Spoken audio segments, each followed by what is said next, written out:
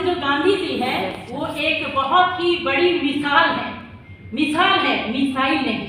जो आज रसिया, Ukraine, Hamas और इजराइल में चल रहा है, तो मिसाल बनना चाहिए, मिसाइल नहीं बनना चाहिए। आज हर जगह देखिए, जैसे ही टीवी खोलेंगे आज इतने लोग मारे गए, इस देश में ये घटना हुई, उस देश में ये घटना हुई। तो ये घटनाएं क्यों हो रही है? क्योंकि गांधी की विचारधारा की कमी है।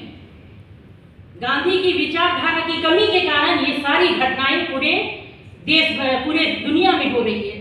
तो हमारा लक्ष्य होना चाहिए गांधी जी को सिर्फ हमारी सोसाइटी में, हमारे समाज में, देश में और हमारी लोकेशन में नहीं, हमें इस विचारधारा को पूरे विश्व में प्रकट करना चाहिए। गुरु है और हमेशा रहेंगे, तो इस विषय को हमें आगे ले चलना पड़ेगा। और ये शुरुआत होगा जब बच्चा जन्म लेता है और जब बच्चा स्कूल जाता है, तो उसकी सोच में हमने गांधी की विचारधारा, गांधी की मूल्यों का जो शिक्षा है उसमें उसे डालना पड़ेगा। जब वो बच्चा बड़ा होता है तो गांधी के मूल्य तथ्यों को लेके बड़ा होगा। कॉलेज जाएगा तो उसमें गांधी के जो विचारधारा है वो सारी चीज़ें उसके अंदर समर्पित होंगी और वो पूरे देश में और पूरे विश्व में एक नई विचारधारा गांधी के जैसे नेता बनने की कोशिश करेगा। हाँ, हम गांधी नहीं बन सकते। गांधी जो थे उनकी तो एक अलग ही सोच है। हाँ, हम लोग उनके निर्णयों को, हम लोग उनके विचार को प्रकट कर सकते हैं। ठीक है, तो ये है। और गांधी एक विचार शैली है, गांधी जीवन शैली है, गांधी एक अमर कहानी है और गांधी जो शौल है, जो आत्मा है, वो कभी न मरने वाली कहानी है। सो हमें अपने हर लक्ष्य में गांधी को लेके चलना है।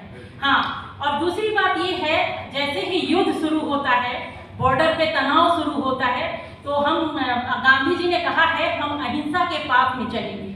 और गांधी जी ने ना डंडा यूज किया, ना बंदूक यूज किया, ना मिसाइल यूज किया, और उन्होंने ब्रिटिश को मार भगाया। मार भगा के हमें क्या दिया?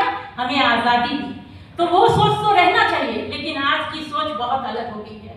क्योंकि हम अगर बिना डंडा और बिना लाठी, बिना मिसाइल के अगर बॉर्डर पे रहेंगे तो क्या होगा? हमें मार के दुश्मन हमारे देश को कब्जा कर लेंगे और फिर से वही ब्रिटिश हुकूमत चालू हो जाएगी। तो ठीक है, सारी मिसाइल भी लेंगे, तोप भी लेंगे, सब कुछ लेंगे, लेकिन गांधी की विचारधारा हमेशा अपने साथ रखेंगे। दे दी हमें आजादी बिना खड़ग बिना ढाल, साबरमती के संत तूने कर दिया कमाल, रघुपति राघव राजा राम, रघुपति राघव राजा राम। तो वो हर धर्म के साथ थे, हिंदू, मुस्लिम, सिख, ईसाई, हर मजहब के साथ रहते हैं। तो हमें ये नहीं सोचना। मुझे बड़ा अच्छा लगा मेहताब जी ने कहा धर्म हमारे किसी भी चीज़ में आड़े नहीं आनी चाहिए। हमें हर धर्म का सम्मान करना चाहिए, चाहे हिंदू हो, मुस्लिम हो, सिख हो, ईसाई हो। और देखिए, ये जो ऑर्गेनाइजेशन है जिनके फाउंडर हमारे रियाज जी हैं, ये ऑर्गेनाइजेशन जो है ये कांग्रेस की विचारधारा को लेके चल रही है।